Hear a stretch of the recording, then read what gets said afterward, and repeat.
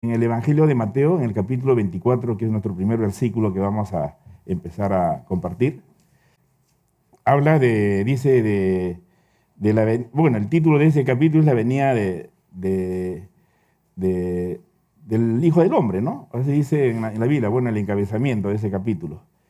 Y Jesús mismo, en ese instante, comienza a narrar esta historia, tiene unos cuantos versículos, lo vamos a leer rápidamente, y es la palabra de Jesús, no es mi palabra.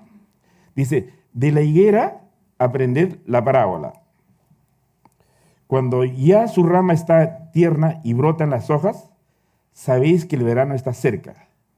Así también vosotros cuando veáis todas estas cosas, conoced que está cerca a las puertas. De cierto os digo que no pasará esta generación hasta que todo esto acontezca. El cielo y la tierra pasarán, pero mis palabras no pasarán. Pero del día y la hora nadie sabe, ni aun los ángeles de los cielos, sino solo mi Padre. Mas como en los días de Noé, así será la venida del Hijo del Hombre. Porque como en los días antes del diluvio estaban comiendo y bebiendo, casándose y dando en casamiento, hasta el día en que Noé entró en el arca, y no entendieron hasta que vino el diluvio y se los llevó a todos.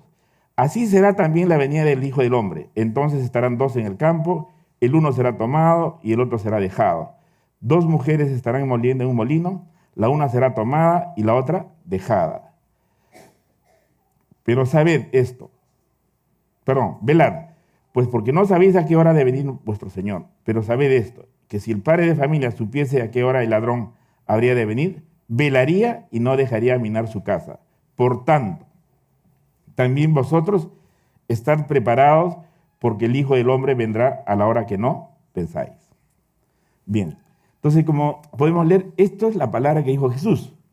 Hoy día todos los ojos y toda la atención del mundo que sabe de estas circunstancias, porque hay un mundo que no sabe, así como dice el Evangelio, todos los ojos y los oídos están puestos en Jerusalén.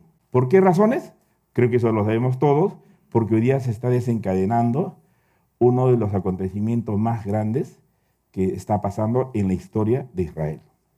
Ya todos sabemos, a nosotros nos agarró la sorpresa en el retiro de varones el 7 de octubre, no sabíamos, después me preguntábamos, porque como estábamos ahí preocupados de nuestro retiro, pero en la tarde cuando comenzamos a ver las cosas, habíamos visto de que el canciller de Israel en la ONU dijo que efectivamente era su 11 de septiembre a Israel, porque los habían agarrado de sorpresa y habían cometido una situación que, bueno, no es necesario describirlo porque eso es de conocimiento mundial y sobre todo nosotros también sabemos lo que pasó. Entonces, cuando Jesús dijo esta porción, nos trae a la memoria para recordarnos que Israel es una nación relativamente joven para el mundo contemporáneo, pero en realidad es una nación muy antigua, porque en esa ciudad hace 3000 años Dios estableció que Jerusalén iba a ser la capital de Israel, y ese por mandato divino. Ahí se construyó, todos sabemos, hemos tenido la historia detallada, siempre predicamos de los tres primeros reyes, de Saúl, que reinó 40 años, David reinó 40 años más y Salomón reinó 40 años. Imagínense, en 120 años prácticamente en una zona muy, o sea, establecida como la ciudad del pueblo de Dios que Dios había elegido y se los había entregado. Entonces, cuando el Señor nos dice de aprender de la higuera, nos está dejando una enseñanza. Miren, la higuera es una planta higueras es una figura de Israel. Está en los evangelios, está en la palabra de Dios, repetidas veces se habla de la higuera como que representa a Israel. Y esta planta tiene dos estaciones en el año donde prácticamente fructifica, o sea, está para la cosecha la higuera. Una es por la Pascua, cuando los judíos celebran la Pascua, entre marzo, y la otra es cuando acá en septiembre, ahorita que pasamos, es el punto máximo se puede decir, donde la higuera ya está madura. Entonces, si esta es una parábola, esta es una comparación con la realidad. Entonces, hoy día todos sabemos un poco de la historia de Israel. Israel hace 2000 años fue prácticamente desaparecida del mapa. Israel, por causa de que Jesús vino con mucho amor, Él vino para ellos a salvarlos porque dice estaban como ovejas sin pastor, pero ese pueblo no entendió. O sea, los religiosos, los políticos, los gobernantes de turno y la población que muchas veces hace caso a los gobernantes, a los religiosos, no le dieron importancia y ustedes saben que Jesús solamente al final, ¿cuántos discípulos dejó? 120 discípulos. Ojo, el Mesías, el Salvador, solamente sus 3 años de ministerio dejó 120 discípulos. Pero bueno, pero ahora es una palabra real, ya no es una parábola, ahora es una realidad. Israel, dicho sea de paso, es la nación que más ha sufrido que cualquier otra nación en la tierra. Los 2000 años, desde la época de Jesús hasta el día de hoy, ¿siguen sufriendo o no? ¿Por qué? Porque el que trae la paz, ¿quién es? Los tratados de paz entre gobiernos, entre reinos, entre naciones. Eso no se va a lograr nunca, porque el príncipe de paz es Jesús. Jesús tiene que venir para establecerse la paz en Israel. Si no, nunca ellos van a tener una paz. Así que se hayan firmado tratados y tratados con la venia y la garantía de Estados Unidos, que es el país más poderoso de la tierra, ni aún eso. Entonces, ¿qué significa esto? Ya esta parábola ya está hoy día en tiempo real. Ya no es una parábola, ahora es la realidad. Ahora, en el Antiguo Testamento, quiero corroborar esta parábola, que ya no es parábola porque se está ejecutando, hoy día se está ejecutando. Dice en Oseas 5:15, perdón. Le dice, andaré y volveré a mi lugar hasta que reconozcan su pecado y busquen mi rostro. ¿Qué dice el Señor? Andaré y volveré a mi lugar hasta que reconozcan su pecado y busquen, ¿qué dice? Mi rostro. Dice, en su angustia me buscarán.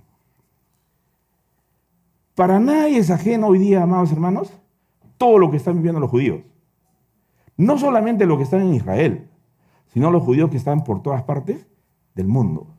Están clamando. Si ustedes ven la televisión, bueno, yo sigo a una persona, una hermana que fue miembro de la iglesia, que está ahí en el campo de batalla, está ahí en el mismo Jerusalén, enviándonos noticias continuamente.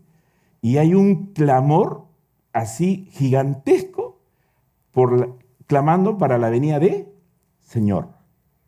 Están en una angustia desesperada que venga. Y cuando yo meditaba sobre estas cosas que está pasando, algo similar pasó en el Éxodo, en el capítulo 3, que dice cuando el pueblo estaba en su condición de esclavos, ¿qué sucedía? Vamos a ir, yo no quiero decir una cosa que no está en la palabra. En el libro de Éxodo, en los versículos 6 dice, y añadió, yo soy el Dios de tu padre, el Dios de Abraham, el Dios de Isaac y el Dios de Jacob. En el 7 dice, dijo luego Jehová, bien he visto la aflicción de mi pueblo que está en Egipto y he oído su clamor a causa de sus opresores, pues he conocido, ¿qué dice? Sus angustias. Dice, y el 10 dice, el clamor pues de los hijos de Israel ha llegado ante mí y también he visto la opresión con que los egipcios lo oprimen. Hoy día, ¿qué está pasando? Que no solamente son los enemigos que están alrededor de Israel, sino hoy día hay una opresión gigantesca casi de todo el mundo. Los científicos en estadísticas hablan de que hoy día la población en el mundo es algo alrededor de 7 billones. Estamos hablando de 7.000 millones de habitantes, son los pobladores que habitamos en la Tierra. Y en el Asia, ustedes tienen idea, China tiene 1.300, la India 1.200, Pakistán que está cerca de 1.000. Entre esos 3 países nomás tienen casi el 50% de la población, que es toda Asia. La gran mayoría, no sumamos Tailandia, no sumamos Indonesia, ni Vietnam, nada de eso, no sumamos porque con eso llegan cerca a los 4.000, son más del 50% de la población del mundo.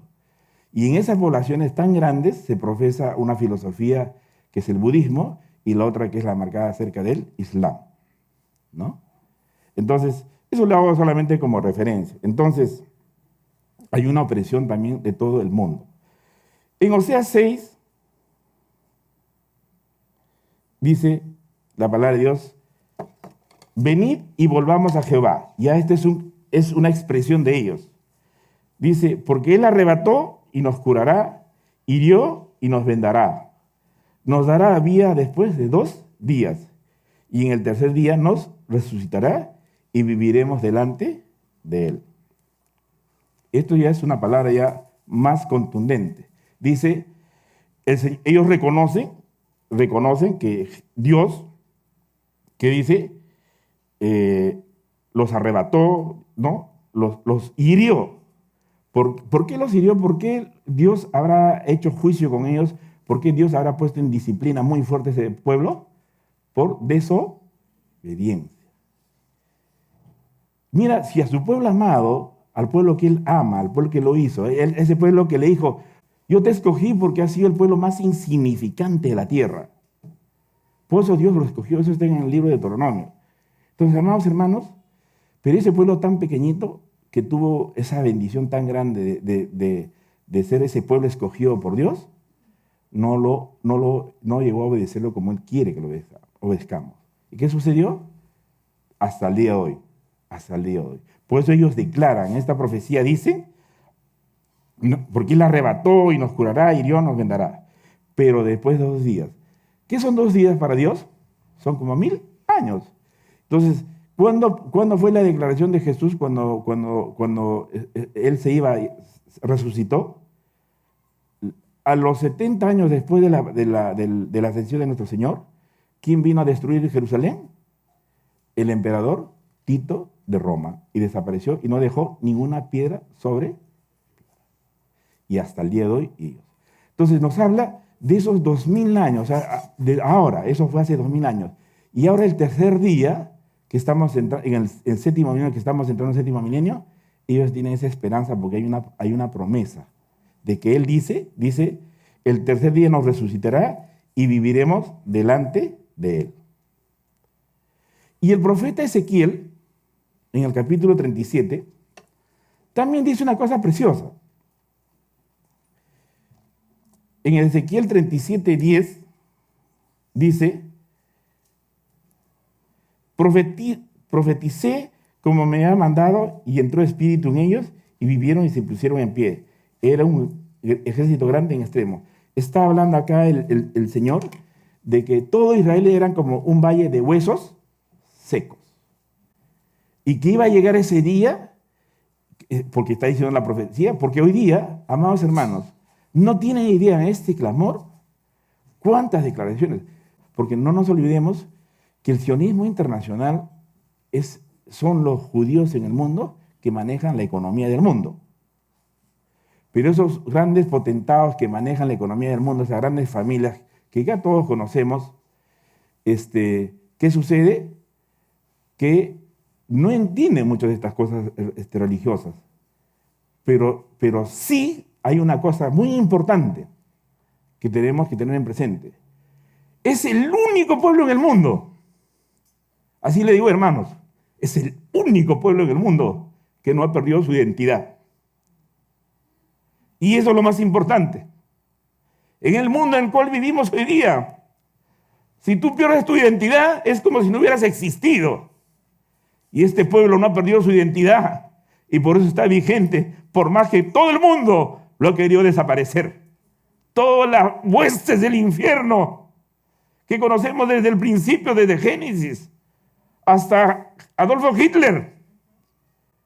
Y todos los gobernantes que odian a Israel han querido desaparecerlos, pero nunca lo desaparecerán, porque es el pueblo de Dios, el pueblo escogido. Y Dios tiene reservado unas promesas grandes para este pueblo, porque a costa de mucho sacrificio y dolor, Él no ha olvidado que en su corazón todavía late esa esperanza. Y has visto, nosotros cantamos hace 2 domingos el himno de Israel, que es un himno que significa que la parte central es la esperanza. Ellos no han perdido nunca esa esperanza. Y por eso que todas las profecías apuntan a eso. Entonces, amados hermanos, en el Salmo 94, ¿por qué dice el profeta Oseas que de 2 días y el tercer día? Moisés en el Salmo 90, versículo 4 dice: porque 1000 años delante de tus ojos son como el día de ayer que pasó y como una vigilia de las noches. Entonces, amados hermanos, para Dios un día es como 1000 años. No es nada. Y lo podemos nosotros saber así, con conocimiento real, que es una verdad absoluta. Porque la eternidad comparada al tiempo que vamos a estar en la tierra es absolutamente nada. Es simplemente la eternidad. Y eso es lo que nos tiene que animar a nosotros. Eso es lo que nos tiene que hacer que nosotros tampoco jamás perdamos nuestra identidad de ser hijos de Dios. Porque fue como decía nuestra amada anciana Rocío hace un momento, hemos sido comprados por sangre. Y no es sangre de cualquiera, no es sangre de un cordero, es la sangre de Jesucristo, que por cada uno de nosotros. Y al ser cristianos adquirimos esa identidad, es un ADN nuevo, porque somos hijos de Dios y no la debemos perder por nada, sino debemos crecer todos los días en su gracia para que nosotros seamos esos baluartes, como decía Pablo, defensores de la fe, de esta doctrina cristiana cristocéntrica y no perdernos. Dado estas 2 profecías que se están cumpliendo perfectamente a la fecha, la noticia del día. La noticia del día está el profeta Joel. En el capítulo 13, el versículo 1, dice: porque he aquí que en aquellos días y en aquel tiempo en que haré volver la cautividad de Judá y de Jerusalén, dice, reuniré, ¿qué dice? A todas las naciones y las haré descender al valle de Josafat, y allí entraré entre las naciones, y repartieron mi tierra, y echaron suerte sobre mi pueblo, y dieron los niños por una ramera, y vendieron las niñas por vino para beber. Y también, ¿qué tengo yo con vosotras, Tiro y Sidón, y todo el territorio de Filistea? ¿Queréis vengaros de mí? Y si de mí os vengáis, bien pronto haré yo recaer la plaga sobre vuestra cabeza, porque habéis llevado mi plata y mi oro y mis cosas preciosas y hermosas, metisteis en vuestros templos, y vendisteis los hijos de Judá y los hijos de Jerusalén a los hijos de los griegos, para alejarlos de su tierra. He aquí, dice la palabra de Dios, yo los levantaré del lugar donde los vendisteis, y volveré vuestra paga sobre vuestra cabeza, y venderé vuestros hijos y vuestras hijas a los hijos de Judá, y ellos los venderán a los sabeos, nación lejana, porque Jehová ha hablado. Y este es el versículo central, lo que proclamó el primer ministro Benjamín Netanyahu el 8 de octubre. Dice: proclamad esto entre las naciones, proclamad guerra, despertar a los valientes, acérquense, vengan todos los hombres de guerra. El 8 de octubre, el primer ministro declaró la guerra, y una guerra que no tiene fin hasta que se restablezca Jerusalén como la ciudad indivisible, porque sobre Jerusalén no se negocia. ¿Y habrá más guerra? Habrá más guerra, amados hermanos, porque ya no hay punto de retorno. Por más que el mundo trine lo que sea, por más que se levanten los organismos, las naciones se juntan, ya está declarada la guerra. Y Israel no va a parar hasta que Jerusalén sea de ellos, porque hay una profecía que está más adelante, que Jerusalén, según la palabra, es indivisible, y todo el que se te va contra Jerusalén se despedaza solo. Por eso, amados hermanos, mucho tenemos que valorar este estudio, esta porción que se está enseñando hoy día, porque no hay lugar para retorno, ya no hay. Ya están los tiempos desarrollados. O sea, como dice el plan, no es el plan por si acaso, no es el plan del primer ministro Netanyahu, no es el plan del gabinete de Israel, ni de las coaliciones que están hoy día en una alianza temporal por el tema de la guerra. Es el plan de Dios. Y frente al plan de Dios ya no hay retroceso, no hay lugar para volverse atrás. Dios lo estableció y Dios lo va a ejecutar por una simple razón. Amados hermanos, ¿sabe? Por una simple razón, porque el mundo ha sido muy injusto con los judíos. Y Él va a hacerle juicio a las naciones. En primer lugar, a las naciones que están alrededor. ¿Quiénes son las naciones que están alrededor? Las naciones que están alrededor, empezando por Gaza. Al norte tienen al Líbano, al costado lo tienen a Jordania, al noreste lo tienen a Siria. Y más atrás tienen a Irak, más atrás tienen a Irán. Al noreste, pasando Siria, está Turquía. ¿Cuántos son los pueblos enemigos de Israel? ¿Tienen idea? ¿Sabe cuántos son los habitantes? Son los que viven en Israel. Israel hoy día es aproximadamente menos de 10 millones los que viven allá en Israel. ¿Sabe de cuántos enemigos está rodeado? De 1.8 billones, significa 1.800 millones de enemigos tiene Israel. Si ellos irían toda esa población, podrían atropellarlo simplemente. ¿Han visto cuando sale una turba? En lo natural. Pero saben también que no se meten, porque también tienen un dedo de sentido común y no se meten porque saben con quién se están enfrentando.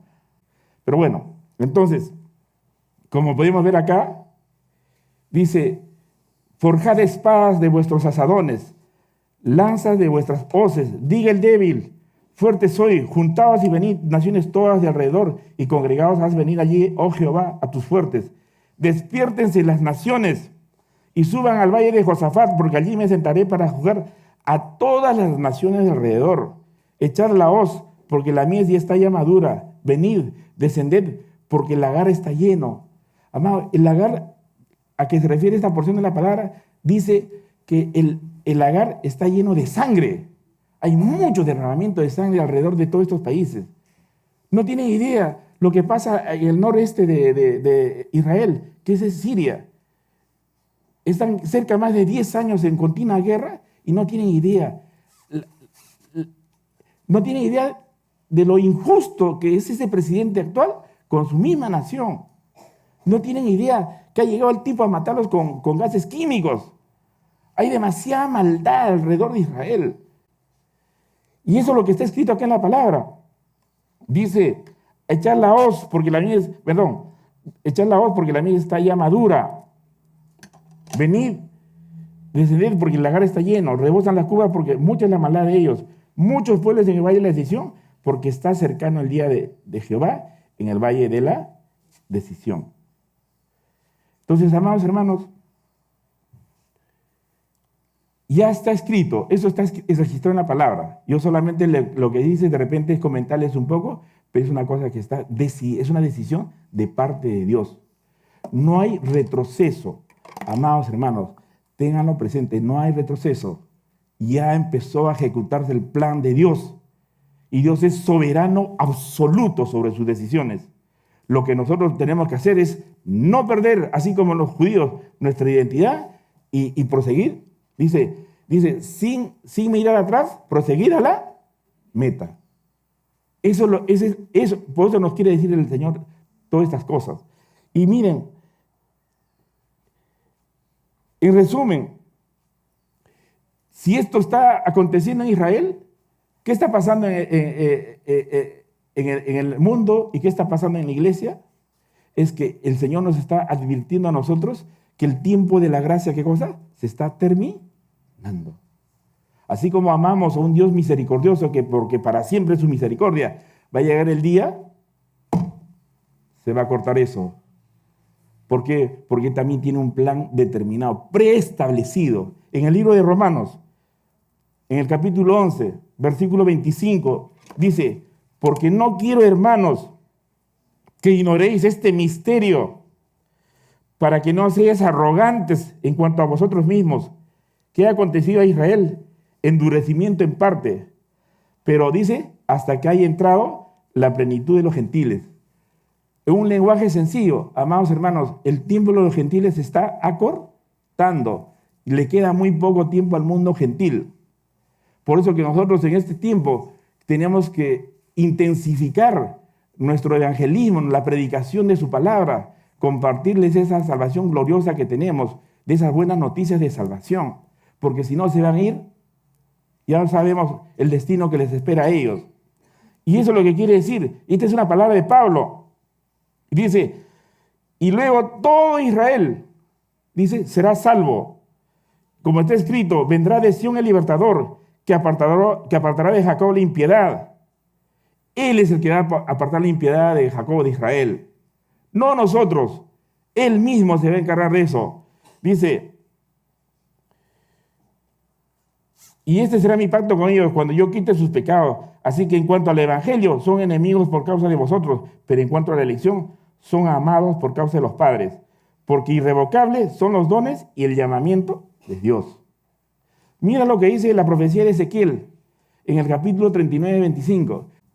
Ahora volveré la cautividad de Jacob y tendré misericordia de toda la casa de Israel y me mostraré celoso por mi santo nombre y ellos sentirán su vergüenza y toda su rebelión con que prevaricaron contra mí, cuando habiten en su tierra con seguridad y no haya quien los espante.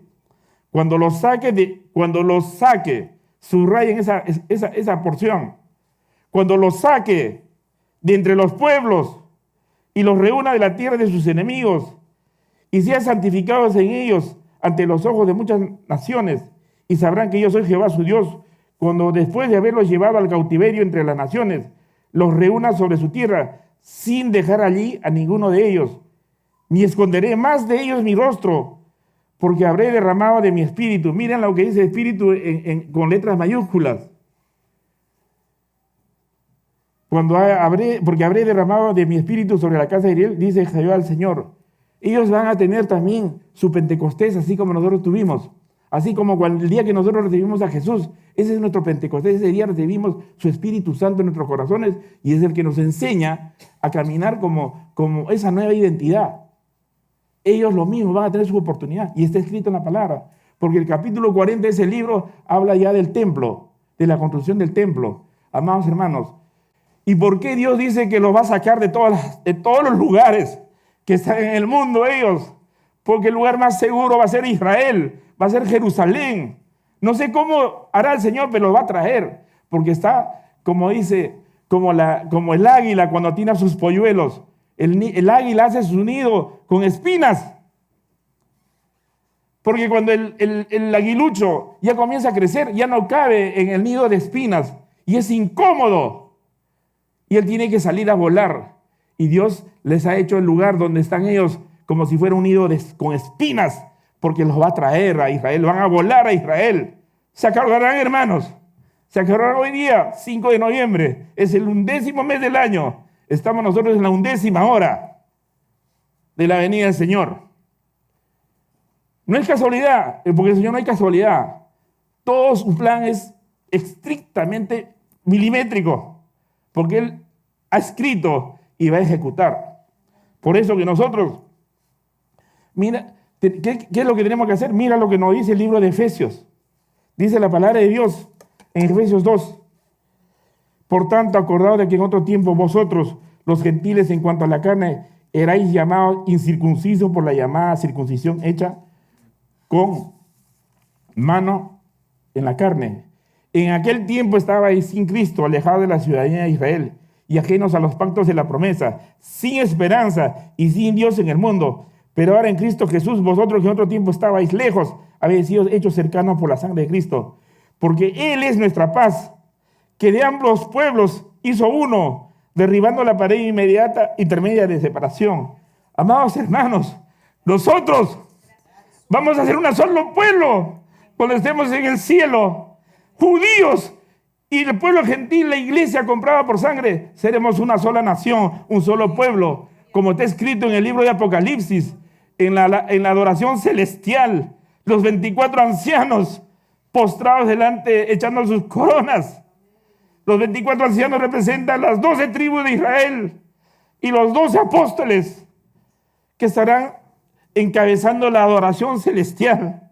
Y por eso, amados hermanos, la palabra es fiel, se cumple perfectamente. No odiemos a los judíos, amémoslos. Dios me ha dicho, amen a Israel, amados. porque por ellos vino la salvación de este mundo. Yo fui salvo por Jesucristo, por su sangre. Y nunca se les ocurra decir una palabra en contra de los judíos. Ámenlos, ámenlos, porque ese es un mandato que tenemos de parte de Dios. Y nunca, aún siendo ellos a veces como se portan, porque eso es uno natural, pero estamos llamados a amar a esa nación, orar continuamente. Y yo quiero terminar con una porción que dice el apóstol Pedro, segunda de Pedro, mas, oh amados, no ignoréis esto, que para con el Señor un día es como 1000 años y 1000 años como un día. Mire cómo escribe esta epístola Pedro. Mas, oh amados, ese afecto fraternal del apóstol. Dice, el Señor no retarda su promesa, según algunos lo tienen por tardanza, sino que es paciente para con nosotros, no queriendo, ¿qué dice? Que ninguno perezca, sino que todos procedan, ¿qué? Al arrepentimiento. Pero el día del Señor vendrá como ladrón en la noche, por lo cual dice otra vez, mira el afecto fraternal de Pedro. Oh amados, estando en espera de estas cosas, procurad con diligencia ser hallados por Él, sin mancha, irreprensibles, en paz. Y tener entendido que la paciencia de nuestro Señor es para salvación, como también nuestro amado hermano Pablo. A Pablo le fue dar las revelaciones en las diferentes epístolas. Y así que, amados hermanos, esta misma porción que está en el libro de Mateo, en el Evangelio de Lucas, en el versículo,